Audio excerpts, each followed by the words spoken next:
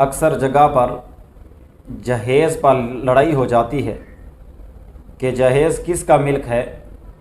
कभी लड़की वाले दावा करते हैं कि ये हमारी मिल्क है और कभी लड़के वाले। तो इनके दरमियान सही मामला किस का है कि आया ये जहेज़ किसकी मिल्क है।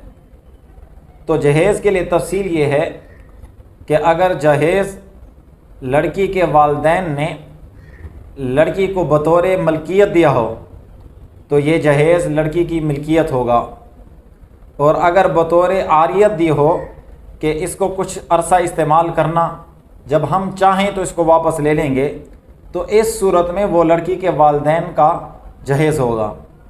एक दूसरी सूरत कि अगर वो सामान और जहेज़ लड़के वाले तैयार करके दे दें, तो ये सूरत अगर लड़के वाले उस वक़्त लड़की को मिल्कियत दे रहे हैं तो ये फिर लड़की का हो जाएगा, आप उससे वापस नहीं ले सकते। और अगर आरियतन दे रहे हैं तो फिर वो लड़की से ले सकते हैं।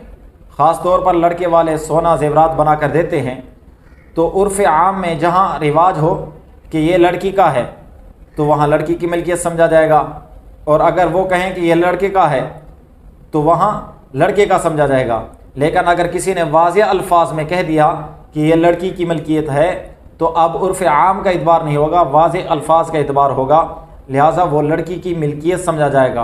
अब उससे वापस लेना जायज़ नहीं है।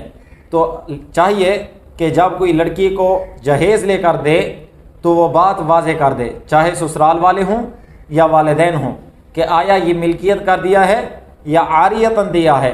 तो इससे लड़ाई झगड़े से आदमी बच जाता है। लिहाजा शादी से पहले जहेज़ देने के वक़्त इस बात को तय कर लें कि ये मिल्कियतन दिया है या आरियतन दिया है।